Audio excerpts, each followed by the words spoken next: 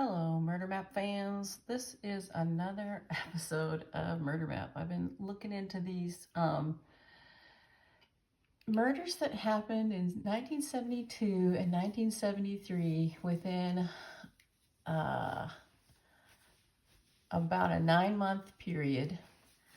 And let's start with this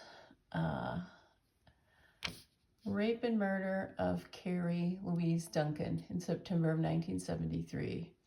The man that was convicted of this, because he was still driving around with her blood all over the bottom of his car, was Raul Rudy Sotelo. He got life in prison for her murder, and he's currently incarcerated in Indiana. But there are a few other murders that I think people should consider him for. Annie Jean Powell was murdered December 31st in 1972, a block away from the home of Raul Rudy Sotelo. December 19th, a couple weeks before, in 1972, Deborah M. Gomez was raped, viciously murdered in Indiana Harbor. Brenda Banaski in July of 1973 is raped and brutally murdered in Miller, right there on Lake Michigan. She was on her way to a summer day program at her school and was abducted on the way there